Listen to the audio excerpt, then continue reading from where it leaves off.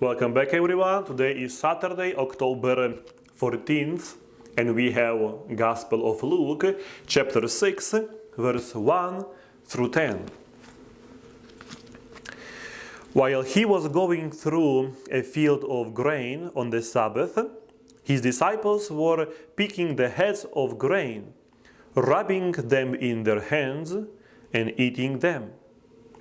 Some Pharisees said, "Why are you doing what is unlawful on the Sabbath?" Jesus said to them in reply, "Have you not read what David did when he and those who were with him were hungry?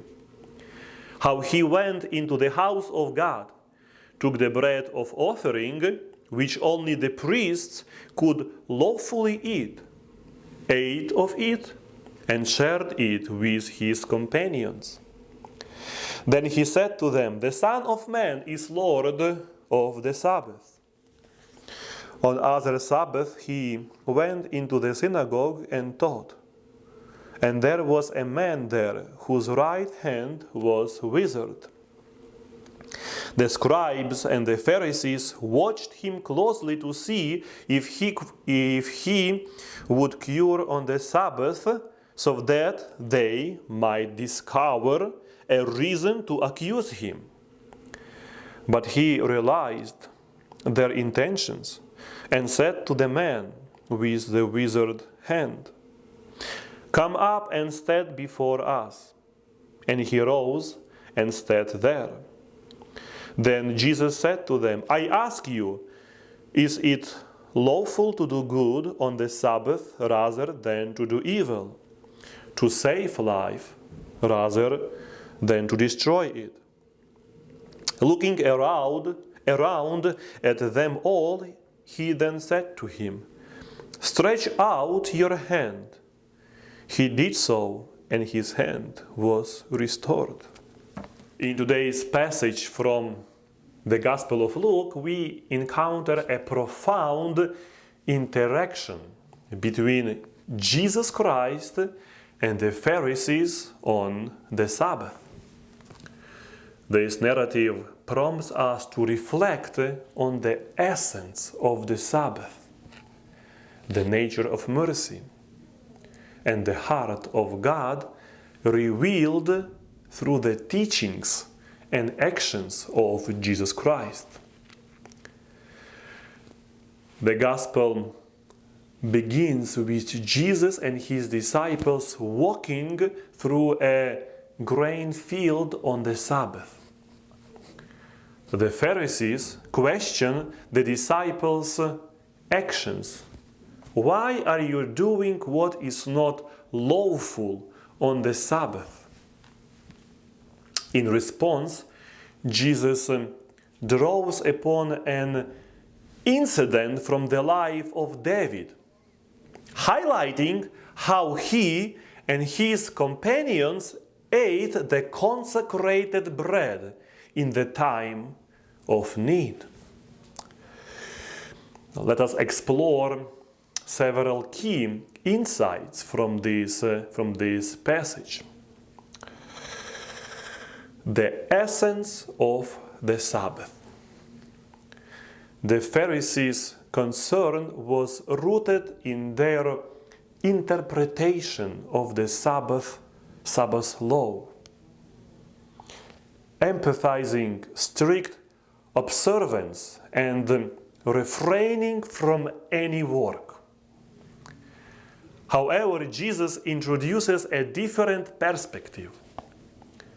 He challenges the legalistic approach and emphasizes the essence of the Sabbath, an opportunity for rest, restoration, and communion with God. The Sabbath is not a rigid legal code, but a gift from God to refresh and renew both body and soul. Next, mercy over sacrifice. Jesus, in referring to David's actions, alludes to a principle he often emphasizes. I desire mercy, not sacrifice. The heart of God is inclined towards mercy and compassion rather than rigid adherence to religious rules.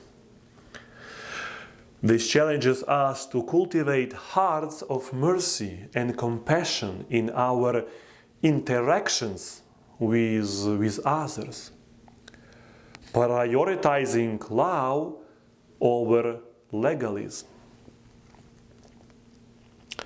Next is the Lord of the Sabbath. Jesus boldly declares that the Son of Man is Lord of the Sabbath. In this statement, he asserts his divine authority and challenges the Pharisees' narrow understanding. The Lord of the Sabbath invites you and me into a deeper relationship with Him, where our observance of spiritual practices is guided by love and a genuine desire for communion with our God. Next,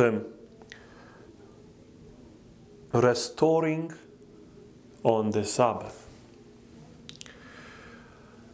The subsequent encounter in the synagogue, where Jesus heals a man with a withered hand on the Sabbath, further underscores his commitment to mercy. He asks the poignant question: is it lawful on the Sabbath to do good or to do bad? To save life or to destroy it? Jesus illustrates that the Sabbath is a day not only for rest, but for acts of kindness, healing, and restoration. As Christians, we cherish the Sabbath as a day of worship, rest, and spiritual rejuvenation. Let us be mindful not to reduce it to mere legalistic observance, but to embrace the heart of God, a heart overflowing with mercy and compassion.